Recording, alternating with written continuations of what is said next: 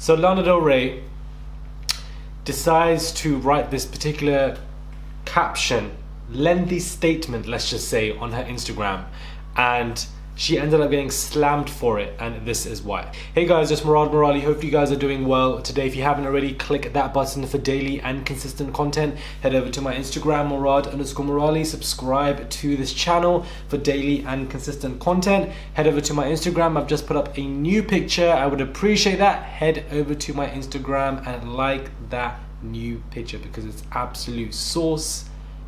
Absolute sauce. Thank you very much, guys. So Miss Lana Del Rey tried to drag black women, people of color, and miserably failed and got immediate amount of backlash. She could have really just sat there and spoke about her upcoming album, and that is it. That is it.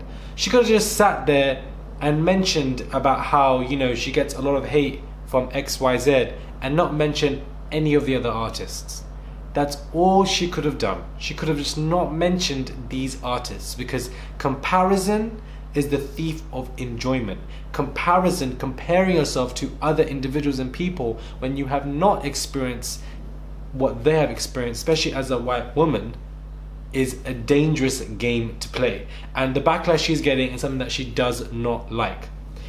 In her post, which appears to be a screenshot of a note written in a Word doc, Lana Del Rey writes, "Now that Doja Cat, Ariana, Cardi B, Kehlani, Nicki Minaj, Beyonce and the other one have had number ones with songs about being sexy, wearing no clothes, effing and cheating, can I please go back to singing about being embodied, feeling beautiful by being in love, even if the relationship is not perfect, or dancing for money, without it being crucified or saying that I'm glamorizing abuse." She goes on to claim that her albums have really paved the way for other women to stop putting on a happy face, the delusion, but okay, and just be able to say whatever the hell they wanted to in their music, and how she's just a glamorous person singing. She also seems especially peeved that her minor lyrical exploration detailing sometimes submissive or passive roles in my relationship means that, you know, she's a woman that's set back 100 years. Reactions to Lana Del Rey's post were swift and very brutal. Lana Del Rey erased the work of black women and played the Oppression Olympics just to promote 2 poetry books and an album. The Caucasian of it all, wrote Daniel Quarton Clark, culture and entertainment director at Teen Vogue. "I don't know who was giving Lana Del Rey a hard time, but I'm pretty sure it wasn't black women," said writer Jamila. "Girl, sing your little cocaine carols and leave us alone. I'm dead." The optics of Lana, a white woman, complaining about feminism lacking space for her while critiquing the acclaim allotted to several black pop artists is absolutely mortifying.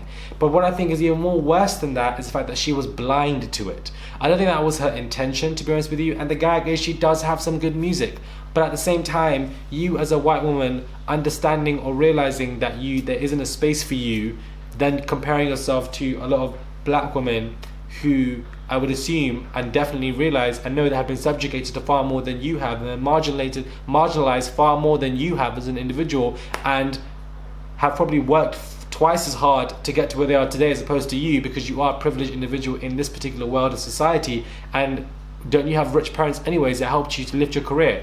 I don't know if that's true allegedly, but apparently, you know, that as well. It's like, how blind can you be? And this is what it is in the world of feminism and in the world of white women. You know, there's a whole different branch of that where, you know, they speak in the world of they speak into fruition of feminism, but really they're just enabling abuse against a lot of people of color. And you have that example when it comes to politics. It's everywhere there, especially in the UK. You see it, that you just see it everywhere, especially in the US, when they, you know, so much of these white women are, you know, voting for Trump, for example, but then they're out here screaming feminism.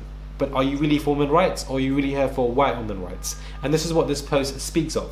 And I don't know, like, it's just really, really irritating. Yes, okay, Lana Del Rey has faced criticism. You know, you are entitled to speak on that. Yes, they may accuse you of glamorizing for abuse, which is unfair, and, you know, you want to vent your frustration, to promote whatever, but you don't need to compare yourself to black women or people of color. You don't need to do it. You just don't, because there's no level playing field here. And the fact that you are blind to that really just reflects and regurgitates white woman feminism. That is a really big issue, a silent issue as well, because it can be behind the scenes. All these Karens as well that we're seeing, child, doing whatever. Then we have a lot of white women who, there was a story, plenty of stories where they would, you know, call the police on black men, saying they're doing X, Y, Z, they're doing this, there's a long history of this, and then these black men either get killed, testified, put into jail, whatever, and these times the white women are lying. And this is not something that we've seen once or twice. This is a recurring pattern that we have seen throughout in history. Like we see it everywhere, and they play blind to the oppression that goes through for people of color, black women, and then they want to play oppression Olympics. Why are you doing so? It's not productive. It doesn't go anywhere for you as an individual. How blind can you be? And she was just getting backlash everywhere. Like backlash everywhere. You have Janet Jackson's album, The Velvet Rope, which was a landmark personal album. The album included songs about sex and were edgy and confessional songs. You even have Beyonce's 2016 album Lemonade, which is considered a magnus opus on such intimate confessional subjects as marital infidelity, sex and sisterhood. You know, Say My Name, Bills, Bills, Bills. All these songs for emotionally exploitative men. Like, you weren't the only one, bro. You are not the only one.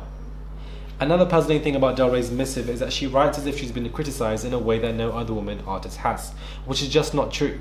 There has been a place in feminism for women who look. There has to be a place in feminism for women who look and act like me.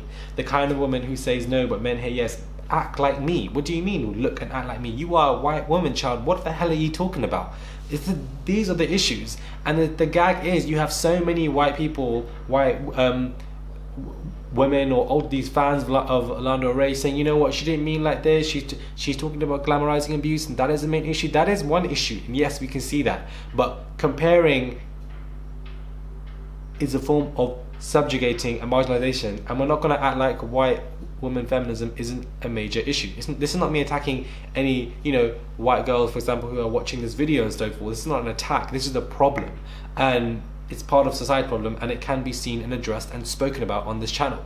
And I feel like, you happily can do that. And I just feel like it's just a fallacy that Del Rey has somehow been maligned more than any other woman artist. Unfortunately, such critique has been part of the mainstream music game for decades. I don't know, man.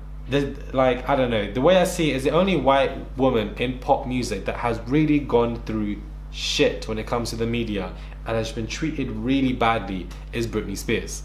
Other than that, perhaps you can argue Marilyn Monroe as well, but I'm talking about in the pop music world when it comes to musicians and artists. I don't see anybody else in terms of white women that got it worse than Britney Spears, child. My girl got it really bad. Left, right, center, from her family, from the press, whatever. So I don't know what this girl is talking about, to be honest with you. She obviously then responds to the accusations and says, don't ever call me a racist. The singers I mentioned are my favorite singers, so if you want to try and make a bone to pick it out of that like you always do, be my guest.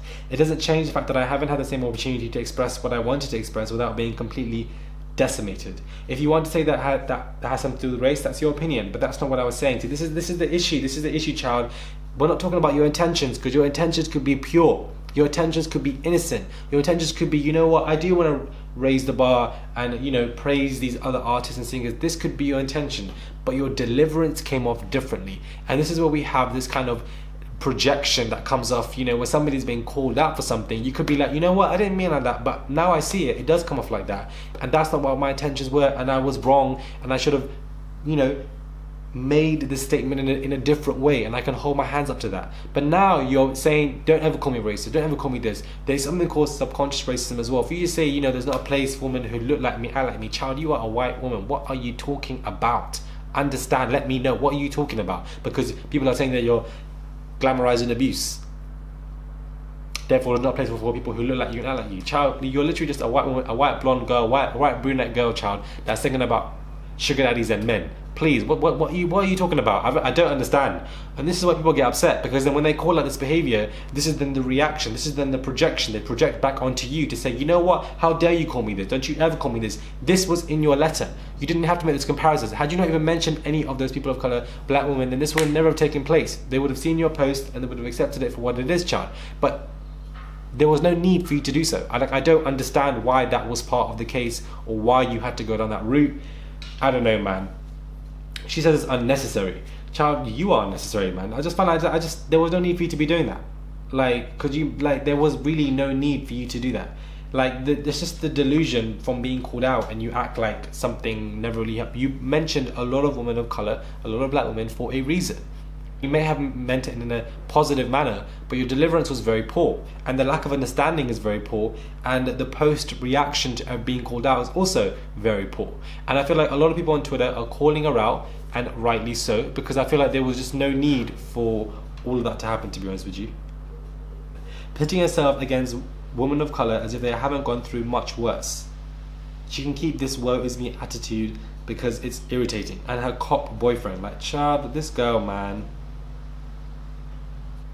She said, not everything is about whatever you want it to be. It's exactly the point of my post. There are certain women that culture doesn't want to have a voice, and it may not have to do with race. I don't know what it has to do with. I don't care anymore, but don't ever, bro, call me racist, because that is bullshit. I don't care anymore. I was literally just mentioning my favorite people. So that's what I'm saying. You don't see how it comes across. You don't see, you know, how you could have messed up. Now you're being called out. We have white woman fragility coming in left, right, center, child, because no one's talking about your intentions, because your intentions may have been absolutely fine, but you worded it disgustingly wrong. You compared yourself to people who've been marginalized far more than you ever have in your life, and the lack of awareness for that is an issue.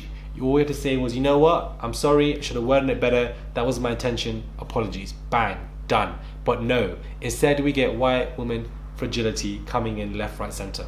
Let me know what your thoughts are, because I'm actually interested to hear your opinions. What are your thoughts? Please do subscribe to the channel. Click that button for daily and consistent content. Head over to my Instagram, Murad_Murali. Subscribe, and I'll catch you guys soon for another video.